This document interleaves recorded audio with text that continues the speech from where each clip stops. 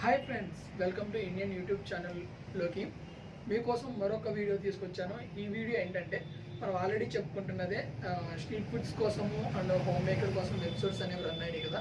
అందులో ఫైనల్ ఎపిసోడ్కి వచ్చేసేటప్పటికి ఏది మనము తినాలి, అసలు ఎటువైపు మనం ఉండాలి, అలాగే మన వల్ల ఎంతమందికి లాస్ అవుతుంది ఏంటనే దాని గురించి ఇవాళ మనం ఈ వీడియోలో చెప్పబోతున్నాను.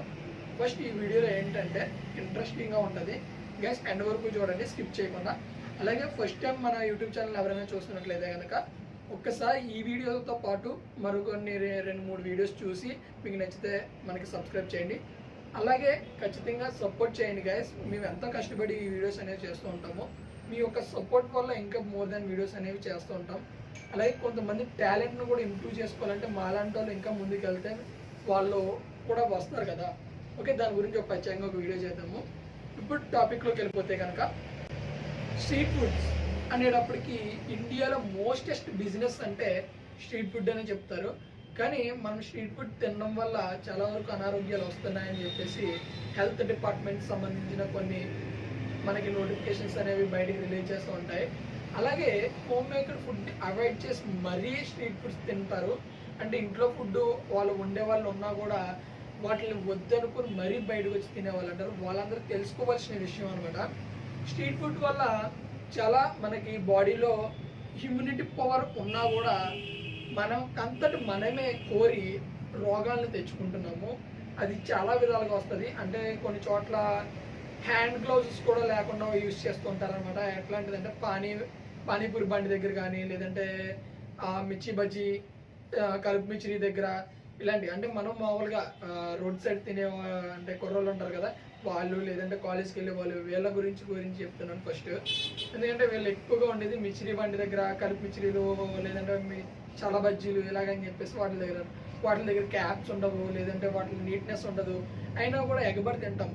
దానివల్ల ఏంటంటే ఫుడ్ పాయిజన్ రావడము, కలరాలు రావడము, అక్కడ టాబ్లెట్స్ ఉన్నాయి కాబట్టి నో ప్రాబ్లం. కానీ ఇక్కడ కొంతమంది ఆలోచించాల్సిన విషయం ఏంటంటే కొన్ని దీర్ఘకాలిక వ్యాధులు కూడా ఈ ఫుడ్ అవుట్ సైడ్ ఫుడ్ తీసుకోవడం వల్ల కూడా వస్తున్నాయి. అది ఎట్లా అంటే మీకు ఫుడ్ ప్రిపేర్ చేసే వ్యక్తి వన్స్ వాళ్ళ యొక్క అంటే హ్యాండ్ ఫింగర్స్ కట్ అయినప్పుడు కానీ, లేదంటే ఏదైనా సిచ్యువేషన్స్ జరిగినప్పుడు ఆటోమేటిక్గా ఆ ఫుడ్ కలిపేటప్పుడు బ్లడ్ అనేది ఇంక్లూడ్ అయ్యింది అనుకోండి, ఒక 2 drops or 3 drops ఇంక్లూడ్ అయ్యింది అనుకోండి, ఇమీడియట్గా ఆ ఫుడ్ మిక్స్ అయిన తర్వాత తినేది మనమే కాబట్టి, అంటే ఫస్ట్ మనం తింటే మనకి కూడా ఇంపాక్ట్ ఉంటుంది. అండ్ మిగతా ఎంతమంది తింటే అదే ఫుడ్, అంటే ఆ కలిపిన ఫుడ్ని ఎంతమంది తింటే అంతమందికి ఇంపాక్ట్ అయ్యి ఉంటుంది.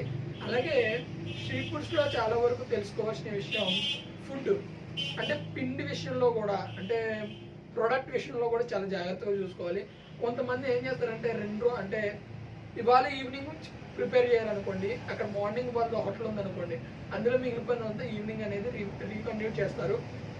అలాగే చికెన్ విషయంలో కూడా ఇలాంటివి జరుగుతూ ఉంటాయి. కాబట్టి స్ట్రీట్ ఫుడ్ అనేది మ్యాక్సిమం అవాయిడ్ చేయండి.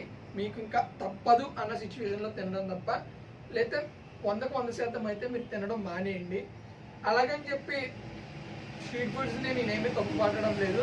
స్ట్రీట్ ఫుడ్ వాళ్ళు కూడా ఫస్ట్ పెట్టగానే ఉన్న క్వాంటిటీని ఎండ్ వరకు, అంటే బిజినెస్ సక్సెస్ అయ్యి తర్వాత ఎక్కువ కస్టమర్స్ వచ్చినా కూడా అదే క్వాంటిటీని మెయింటైన్ చేయాలి. ఎందుకంటే స్టార్టింగ్లో బాగుంటుంది, ఎండింగ్కి వచ్చేటప్పటికి అంటే ఒక సక్సెస్ అనేది రీచ్ అయిన తర్వాత కస్టమర్ ఏం అంతలా ఆలోచించరు కదా, టేస్ట్ బాగుందా లేదా అనేది అన్న రీతిలో ఉంటూ ఉంటారు. సో అలాంటి వాళ్ళు కూడా కొద్దిగా జాగ్రత్త పడాలి. అలాగే ఆర్గానిక్ ఫుడ్ అంటే మనం మ్యాక్సిమము ఆయకూడాలని, లేదంటే జొన్న రొట్టు ఇలాంటివి కొన్ని ఉంటాయి కదా, అలాంటివి కూడా వండితే బెటర్.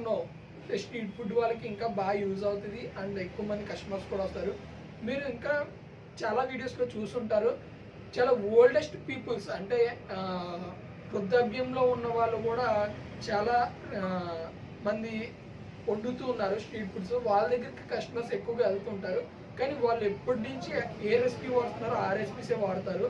కానీ ఇప్పుడు ప్రజెంట్ కొత్తగా న్యూగా యూత్ కానీ, లేదంటే న్యూగా ఎవరైనా పెట్టాలనుకునే వాళ్ళు దీన్ని వేరే విధంగా తీసుకెళ్తున్నారు. సో నేను అబ్సల్యూట్లీ చెప్పేది ఏంటంటే 100% హోమ్ మేకర్ ఫుడ్ తినండి. బయట ఎప్పుడో మీకు కుదరకపోతే తినండి తప్ప రెగ్యులర్గా బయట ఫుడ్స్ అనేవి తీసుకోవడం వెరీ డేంజరస్. మీ హెల్త్ అనేది చాలా డేంజర్లో పడుతుంది. అలాగే మనం మొన్న ఒక వీడియో కూడా పెట్టాను ఫుడ్ మాఫియా గురించి. అది కూడా ఈ స్ట్రీట్ ఫుడ్స్ సంబంధించిన వాటిల్లోకి ఎక్కువ మళ్లించడానికి చూస్తారు.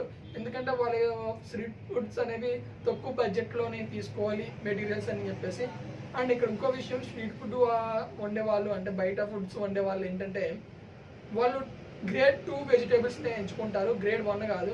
గ్రేడ్ 1 వెజిటేబుల్స్ అనేవి మనకు ఎక్కువ వేస్తారు. మార్కెట్లో గ్రేడ్ 2 అంటే ఈవినింగ్ సైడ్ వచ్చేటప్పటికి ఫుడ్లోనే మీకు ఎలా ఉంటాయంటే గ్రేడ్ 2 ఉంటాయి అనమాట. కొద్దిగా చిన్న చిన్న మచ్చలు ఉన్నవి, లేదంటే చిన్న కుళ్ళినవి, ఇలాంటివన్నీ తీసుకుని వచ్చేస్తారు. వాళ్ళ కుళ్ళిన కొంత తీసేసుకోమని అనుకుంటారు, కానీ అసలు అది జస్ట్ చిన్న కుళ్ళిన మొత్తం ఆ యొక్క వెజిటేబుల్కి అది స్ప్రెడ్ అయి ఉంటుంది.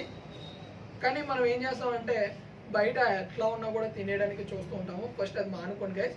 ఓకే, మీకు ఈ వీడియో ఎంతో కొంత ఇన్ఫర్మేషన్ ఇచ్చిందని అనుకుంటున్నాను. మరొక వీడియోతో మీ ముందుకు వచ్చేస్తా గైస్. సో మన వీడియోస్ ఈసారి ఆగవు, అందరూ కూడా మంచిగా సపోర్ట్ చేయండి. ఇంకా మోర్ దెన్ వీడియోస్ అనేవి మీ ముందుకు తీసుకొస్తాను.